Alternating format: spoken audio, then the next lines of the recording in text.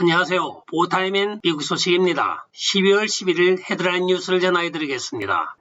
보타임인 조지아주 주지사 선거 후보로 나서고 있는 펄듀 전 상원 의원이 오늘 풀턴 카운티의 부정선거에 관한 소송을 제기하고 있습니다. 아울러 그는 지금 현직으로 있는 브라이언 캠프 주지사를 향하여 자기 자신이 브라이언 캠프 주지사에게 선거 확정을 아직 하지 말라고 2번이나 전화를 하였다고 그간에 숨겨져 있던 사실을 밝히고 있습니다. 그때 당시 자신은 임기 말기의 상원 의원으로서 주지사에게 직접적으로 통화까지 하였는데 브라이언 캠프 주지사가 너무나 서둘러서 조 바이든 선거인단을 인정해 준 것에 대하여 오늘 비난을 하고 있습니다. 그는 분명히 2번의 전화에 걸쳐서 감사가 끝나거나 결과가 확인될 때까지는 보류를 하고 감사를 먼저 시작해야 합니다고 이야기를 하였지만은 브라이언 캠프 주지사는 무슨 일인지 자기 자신의 어떤 충고를 듣지 아니하고 곧장 조 바이든 선거인단 확정을 발표하였다고 합니다. 따라서 이번에 자기가 주지사가 되면 이 모든 부정선거 관련에 대하여 밝히겠으며 오늘 자기는 풀턴 카운티에 1차적으로 조지아주 부정선거에 대하여 고소를 제기하였다고 오늘 발표를 하고 있습니다.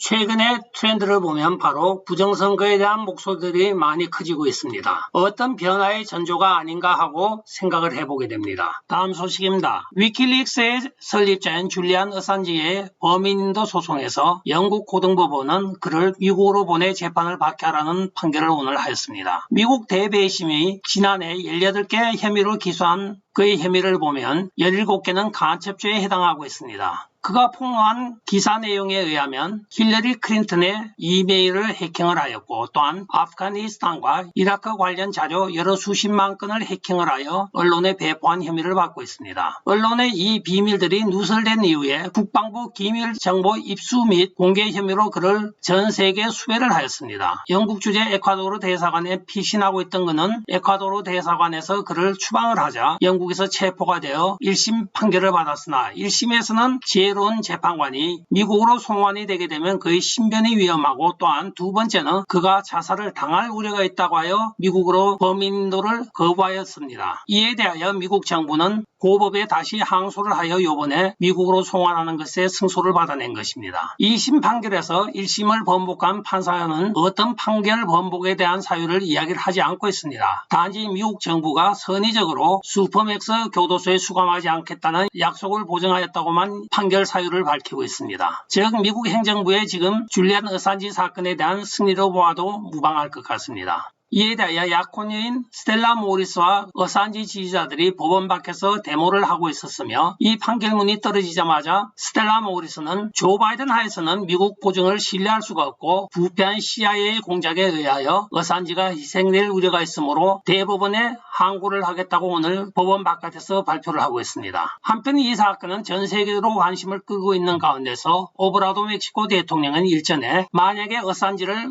멕시코로 보내면 멕시코에서는 그를 사면하고 자유인으로 살게 해주겠다고 발표를 하기도 하였습니다. 과연 줄리안 어산지가 미국으로 인도가 될지는 아직까지 미지수이지만 미국으로 인도되어 본격적인 재판이 벌어지고 그의 신변이 보장이 된다고 하면 힐러리 클린턴 이메일과 또 러시아 스캔들 모든 것이 다 밝혀지게 됩니다. 이라크 관련 자료도 마찬가지입니다. 부시 대통령 때 일어났던 이라크 관련 서류도 여러 수십만 건에 이르고 있다고 합니다. 국방부와 CIA가 눈에 불을 켜고 어산지를 지금 없애기 위하여 노력하고 있는 전 세계적인 공작의 일환으로 보아도 무방할 것 같습니다. 많은 지지자들이 도널드 트럼프 대통령 임기 말기에 그를 사면해주기를 간청하였으나 도널드 트럼프 대통령도 이 딥스테이트의 압력에는 결과적으로 그를 사면하지 못하였습니다.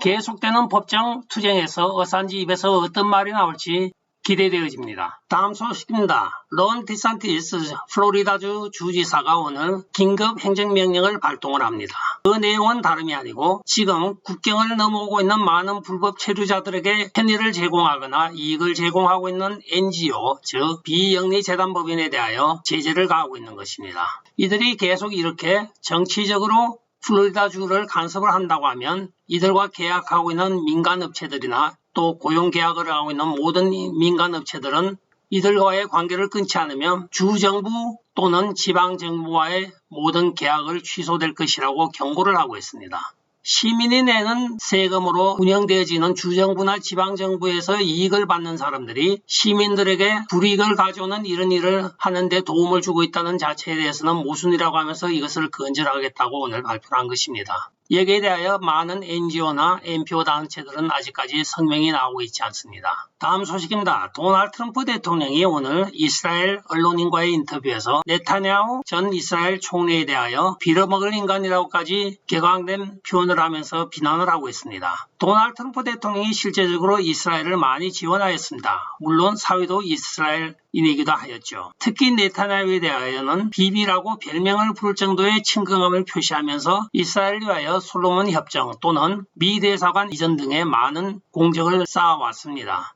도널드 트럼프 대통령 입장에서는 지금 섭섭한 이유가 오늘 분명히 밝히고 있습니다. 조 바이든의 엉터리로 당선이 되었을 때 맨 먼저 축하 메시지를 보낸 것이 바로 네타냐후라고 이야기를 하면서 그는 아직까지 확정도 되지 않은 상황에서 전 세계 지도자 중에 제1등으로 조 바이든에게 축하 메시지를 전하였고 또한 연타석으로 트윗까지 하였다고 이야기를 하면서 빌어먹을 놈은 비비라고 이야기를 하고 있습니다. 도널드 트럼프 대통령이 또한 이빠른 소리를 하고 있습니다. 내가 이스라엘을 보호하지 않았다고 하면 여러분들 생각에는 지금 이스라엘이 이 지구상에 남아 있겠습니까? 내가 중동과의 평화협정을 이끌어냈으므로 이스라엘의 공격을 받지 아니하고 오늘날 이스라엘에 건재하고 있는 것입니다. 그러나 배은망덕하게도 조 바이든에게 축하 메시지를 세계 제1로 보냈다고 하는 데 대하여 나는 그 비비에 대하여 지금도 섭섭한 마음을 금할 수 없습니다 하고 언론인과의 인터뷰에서 밝히고 있습니다. 그러면서 끝으로 내가 아니었다면 이스라엘은 존재하지 않았습니다 라고 말 끝을 맺고 있습니다.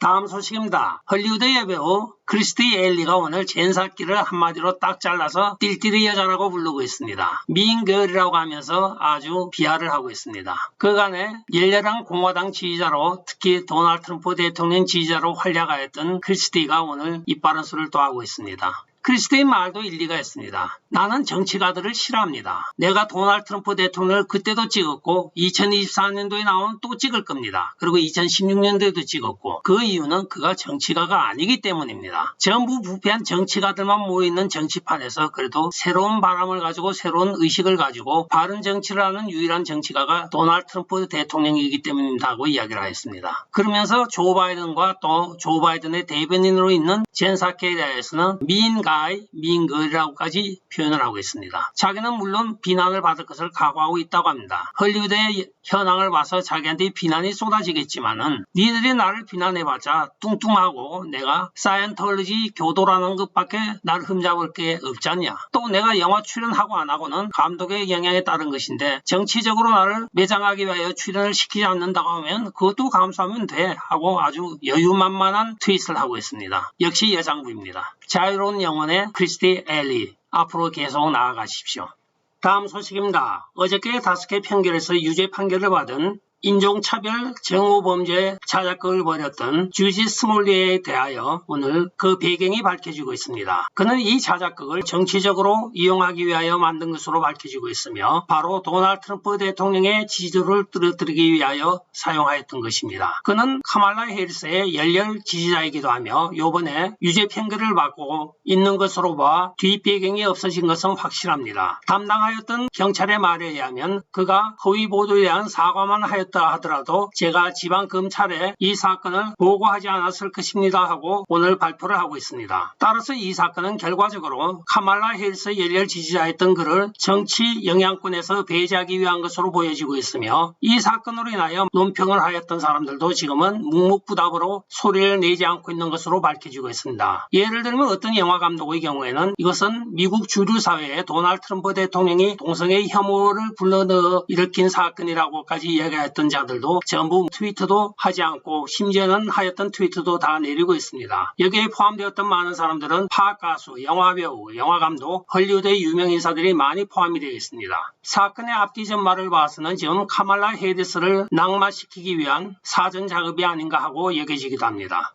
다음 소식입니다. 엔젤 드론이라고 하는 BLM 활동가가 오늘 샌디에고 법정에서 무죄 석방이 되었습니다. 그는 2020년 8월 28일 경찰들을 향하여 스프레이건을 쏘았고 또 경찰 스프레이건을 강탈한 혐의를 받고 있습니다. 총 18건의 범죄 혐의로 기소된 그는 75만 불의 보석금이 책정되어 오늘 재판을 받았는데 배심원단 판결에서 그의 18개에 대한 모든 죄를 무죄로 지금 판결하여 석방이 된 것입니다. 이 사건을 되돌아보면서 저희가 느끼는 점 하나는 바로 16 사태입니다. 16 사태에 도널드 트럼프 대통령 지지자들은 지금 의사당의 어떤 경관을 향하여 총을 겨눈다거나 스프레이건을 뿌린 적도 없습니다. 그러나 그들은 도널드 트럼프 대통령 지지하였다는 그 죄명 하나로, 물론 법전에 있는 죄명은 없습니다. 그런 죄명이. 그러나 그 죄명 하나로 그들은 국내 테러리스트로 분류가 되어 DC 감옥의 독방에 지금 아직까지 수감이 되어 있으며 그 혐의는 아직까지 책정도 되지 않고 있습니다. 이것이 오늘날 망가져 있는 미국의 사법제도의 현황이기도 합니다. 하루속히 모든 것이 정상으로 회복되는 사법제도가 되었으면 좋겠습니다. 끝까지 시청해 주셔서 감사합니다. 좋아요, 구독, 알림, 그리고 공유 부탁드리고 댓글 많이 부탁드리겠습니다. 안녕히 계십시오. 바이.